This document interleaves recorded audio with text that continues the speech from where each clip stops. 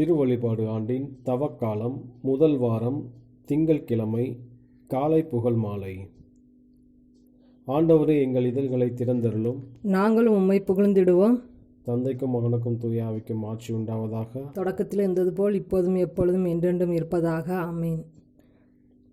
அழைப்பு பல்லவியும் அழைப்பு திருப்பாடலும். வாருங்கள், நமக்காக சோதனைக்கும் வேதனைக்கும் உட்பட்ட கிறிஸ்துவை நாம் போற்றுவோம். வாருங்கள், நமக்காக சோதனைக்கும் வேதனைக்கும் உட்பட்ட கிறிஸ்துவை நாம் போற்றுவோம். வாருங்கள், ஆண்டவரை புகழ்ந்து பாடுங்கள். நமது மீட்பின் பாறையை போற்றி ஆர்ப்பரிங்கள். அவர் திருமுன் நன்றியுடன் செல்வோம். புகழ் பாக்களா அவரை போற்றி அகமகிழ்வோம். ஏனெனில் ஆண்டவன் மாண்புமிகு இறைவன், அனைத்து தெய்வங்களுக்கும் அனைத்திற்கும் மேலான பேரரசர். பூ உலகின் ஆழ்பகுதியில் அவர் தம் கையில் உள்ளன. மலைகளின் கொடுமுடியிலும் அவருக்கே உரியன.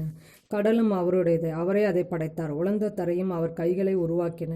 வாருங்கள், தாழ்பணிந்து அவரை தொழுவோம். நம்மை உருவாக்கிய ஆண்டவர் முன் முழந்தால் இடுவோம். அவரை நம் கடவுள், நாமோ அவரது மேய்ச்சலின் மக்கள். நாம் அவர் பேணி காக்கும் ஆடுகள். இன்று நீங்கள் அவர் குரலுக்கு செவி கொடுத்தால் எத்தனை நலம். அன்று மெரிபாவிலும் பாலை நிலத்தின் மாசாவின் செய்தது போல் உங்கள் இதயத்தை கடினப்படுத்தி கொள்ளாதீர்கள். அங்கே உங்கள் மூதாதி என்னை சோதித்தனர். என் செயல்களை கண்டிருந்தும் என்னை சோதித்து பார்த்தனர். 40 ஆண்டுகளாக என் தலைமுறை எனக்கு வெறுப்பூட்டியதால் நான் உரைத்தது, அவர்கள் உறுதியற்ற உள்ளங்கொண்ட மக்கள், என் வழிகளை அறியாதவர்கள். எனவே நான் சினமூற்று நான் அளிக்கும் இலைப்பாட்டின் நாட்டிற்குள் நுழைவே மாட்டார்கள் என்று ஆணையிட்டு கூறினேன். தந்தைக்கும் மகனுக்கும் தூய ஆவிக்கும் ஆட்சி உண்டாவதாக. தொடக்கத்தில் இருந்தது போல இப்போதும் எப்போதும் என்றென்றும் இருப்பதாக. ஆமீன். வாருங்கள், நமக்காக சோதனைக்கும் வேதனைக்கும் உட்பட்ட கிறிஸ்துவை நாம் போற்றுவோம். வாருங்கள், நமக்காக சோதனைக்கும் வேதனைக்கும் உட்பட்ட கிறிஸ்துவை நாம் போற்றுவோம். பாசுரம். கிறிஸ்துவே எம் இள ஞாயிறே, இருளை உளம் நின்றகற்றிடுவீர். மண்ணில் பகலை புதுப்பிக்க புண்ணிய ஒளியும் ஒளிரட்டுமே. தக்க காலம் இதை நீர் தந்து குத்துண்ட உளத்தை எம்மில் படைத்தீர். பொறுத்தீர் எம்மை நெடுங்காலம், பெருமணம் கொண்டமை பொறுப்பீரே. எத்துணை பெருங்குறை இருந்திடினும் அத்தனை அனைத்தையும் பொறுத்திடுக.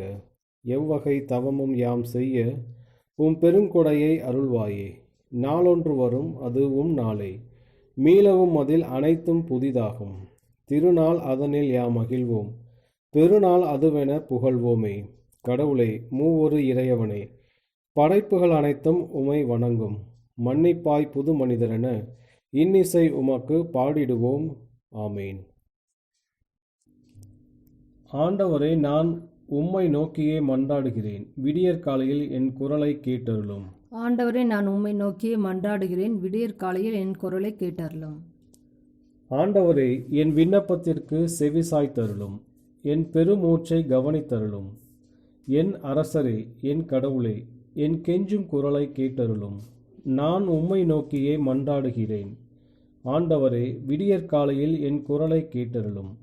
வைகரையில் உமக்காக நான் வழிமேல் விழி வைத்து காத்திருப்பேன். தீமையைக் கண்டு மகிழும் இறைவன் நீர் அல்லீர். தீயோர்க்கு உம் திருமுன் இடமில்லை. ஆணவமிக்கோர் உமது கண்முன் நிற்க மாட்டார். தீங்கிழைக்கும் அனைவரையும் நீர் வெறுக்கின்றீர்.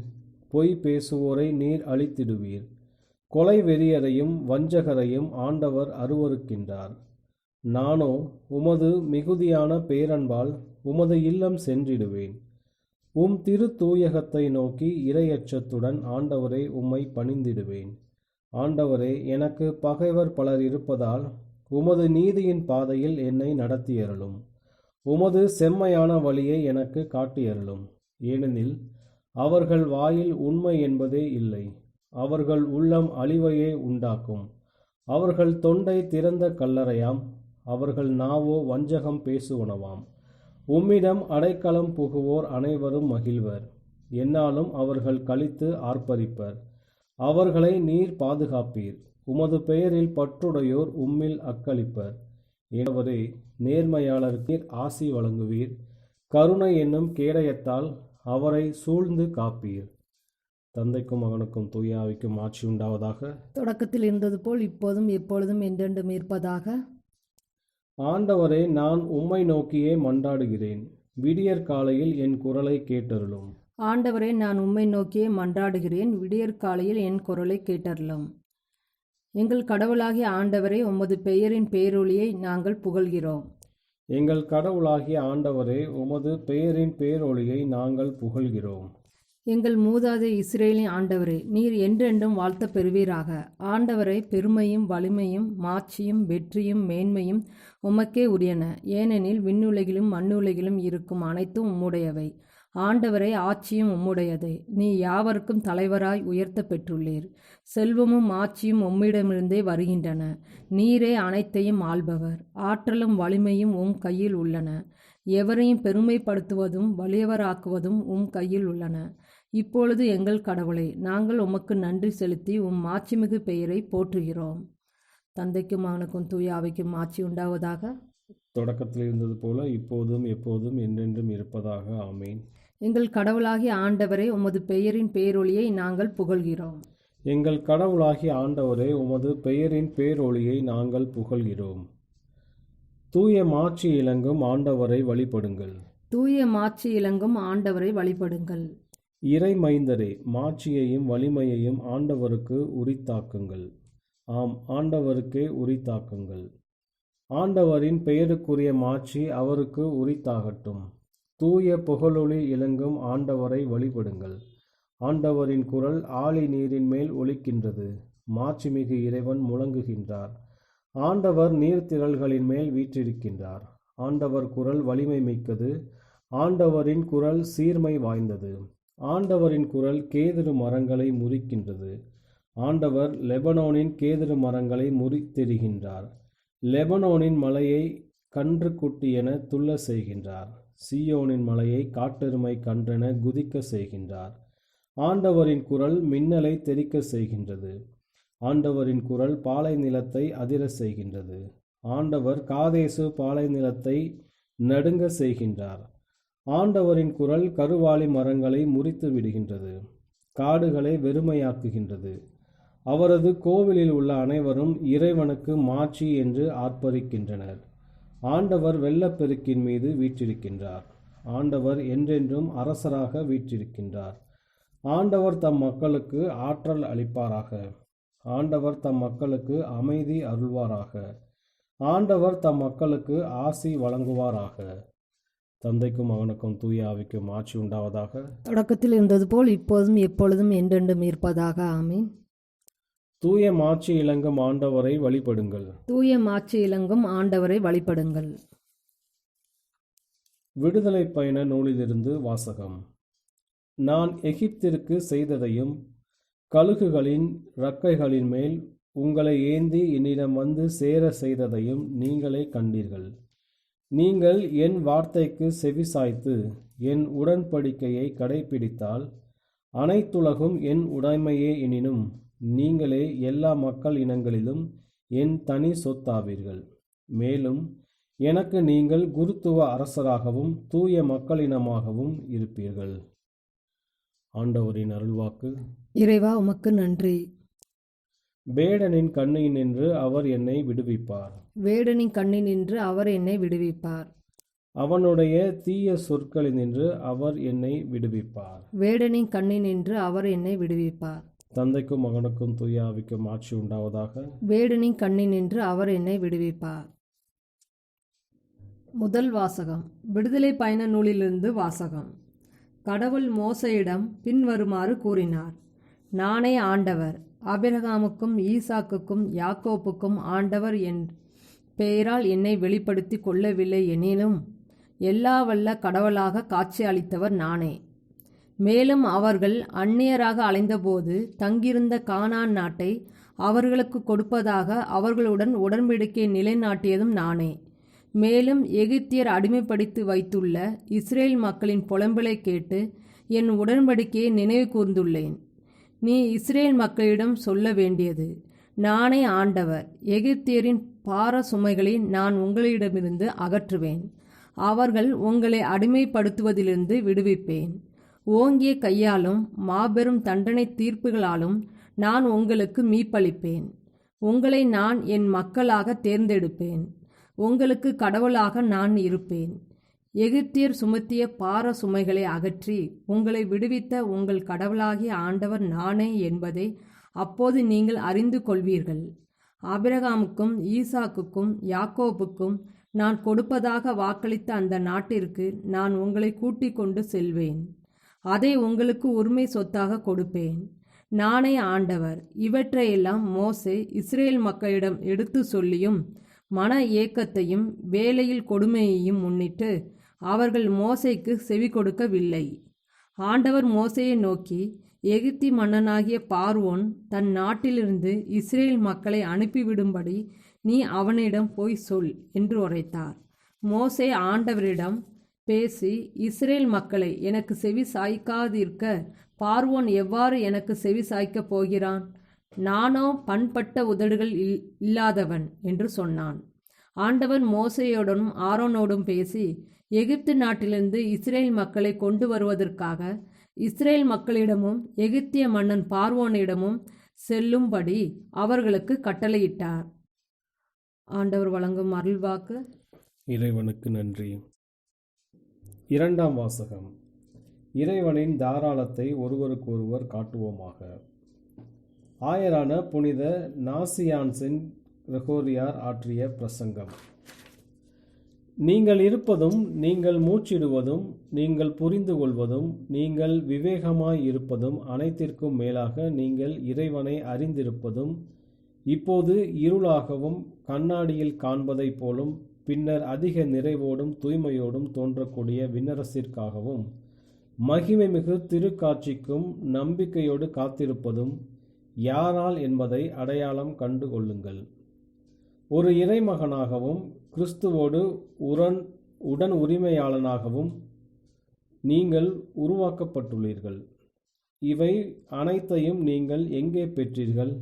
எவரிடமிருந்து பெற்றீர்கள்? குறைந்த முக்கியத்துவம் கொண்ட ஒன்றுக்கு நான் திரும்புகிறேன். நம்மை சூழ்ந்திருக்கும் காணக்கூடிய உலகத்தை பாருங்கள். ஆகாயத்தின் அழகையும் கதிரவனின் பாதையையும் நிலவின் வட்டத்தையும் யாழின் இசையைப் போல ஐக்கியமும் ஒழுங்கும் கொண்ட எண்ணிக்கையில்லா விண்மீன்களையும் நீங்கள் காண்பதற்கு எந்த உபகாரி உதவி செய்தார்? மழையினாலும் விவசாய கலையினாலும் சட்டங்களினாலும் அரசுகளினாலும் மனித நேயம் மற்றும் கலாச்சாரத்தினாலும் நட்பினாலும் உறவின் எளிதாக பரிச்சயத்தினாலும் எவர் உன்னை ஆசீர்வதித்தார்? சாதுவான விலங்குகள் மீது உணவை அளிக்கும் விலங்குகள் மீதும் எவர் உனக்கு அதிகாரம் அளித்தார்? பூமியிலுள்ள அனைத்திற்கும் தலைவராகவும் ஆண்டவராகவும் எவர் உன்னை ஏற்படுத்தினார்? சுருங்க கூறின், மற்ற எல்லா உயிரினங்களைக் காட்டிலும் மேலானவனாவாக மனிதனை உயர்த்தும் அனைத்தையும் உனக்கு வழங்கியவர் யார்? மற்ற எல்லா படைப்புகளுக்காகவும் மற்ற எல்லா படைப்புகளுக்கு மேலாகவும் உன் தாராளத்தன்மையை நீ இப்பொழுது வெளிப்படுத்த வேண்டும். எனக்கு கேட்கும் இறைவன் அல்லவா உனக்கு இதை செய்தார்? அவரிடமிருந்து அத்துணை வியத்தகு கொடைகளை பெற்றுள்ள நாம் நமது தாராளத்தன்மை என்ற இந்த ஒன்றை மட்டும் மறுப்பதற்கு வெட்கப்பட வேண்டாமா? அவர் இறைவனாகவும் ஆண்டவராகவும் இருப்பினும் நம் தந்தை என்று அறியப்பட அவர் இறைவனாகவும் ஆண்டவராகவும் இருப்பினும் நம் தந்தை என்று அறியப்பட அவர் அஞ்சுவதில்லை. நம் ஒட்டும் உறவுமாய் இருப்பவர்களை நமது பங்கிற்கு நாம் நிராகரிக்கலாமா?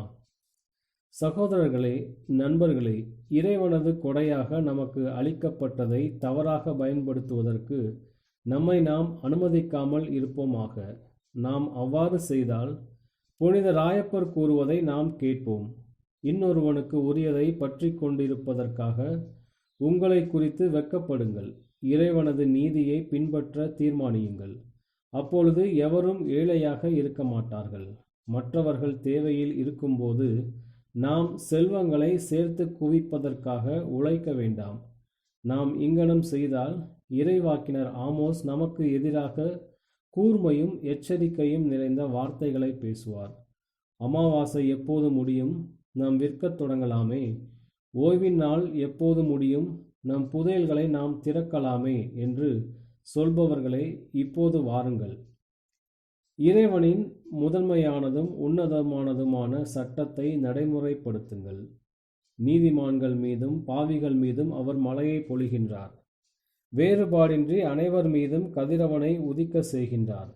அகன்ற பூமியையும் ஊற்றுகளையும் ஆறுகளையும் காடுகளையும் மண்ணகத்தின் படைப்புகள் அனைத்திற்கும் அவர் அளித்தார். பறவைகளுக்கு அவர் வானகத்தையும் தண்ணீரில் வாழ்வனவற்றிற்கு அவர் தண்ணீரையும் அளித்தார். அனைத்திற்கும் வாழ்க்கையின் அடிப்படை தேவையை அபரிதமாக அவர் அளித்துள்ளார். தனிப்பட்ட சொத்தாக அல்லாமல், சட்டத்தால் வரையறுக்கப்படாமல், எல்லைகளால் பிரிக்கப்படாமல், பொதுவாகவும் அபரிமிதமாகவும் வளமாகவும் அவர் அளித்துள்ளார். அவரது கொடைகள் எவ்விதத்திலும் குறைவோடு இல்லை. ஏனெனில் சமமான தரம் உடையவற்றிற்கு சமமான ஆசீரை அளிக்கவே அவர் விரும்பினார். இவ்வாறு அவரது தாராளத்தன்மையின் அபரிமிதத்தை அவர் வெளிப்படுத்துகின்றார். ஆயரான புனித நாசியான்சின் கிரகோரியார் ஆற்றிய பிரசங்கம். இன்றைய நற்செய்தி வாசகம். மத்தேயு எழுதிய தூய நற்செய்தியிலிருந்து வாசகம். அக்காலத்தில் இயேசு தம் சீடர்களை நோக்கி கூறியது: வானதூதர் அனைவரும் புடைசூழ மானிட மகன் மாட்சியுடன் வரும்போது தம் மாட்சிமிகு அரியணையில் வீற்றிருப்பார். எல்லா மக்களினத்தாரும் அவர் முன்னிலையில் ஒன்று கூட்டப்படுவர். ஓர் ஆயர் செம்மறியாடுகளையும் வெள்ளாடுகளையும் வெவ்வேறாக பிரித்து செம்மறியாடுகளை வலப்பக்கத்திலும் வெள்ளாடுகளை இடப்பக்கத்திலும் நிறுத்துவது போல் அம்மக்களை அவர் வெவ்வேறாக பிரித்து நிறுத்துவார்.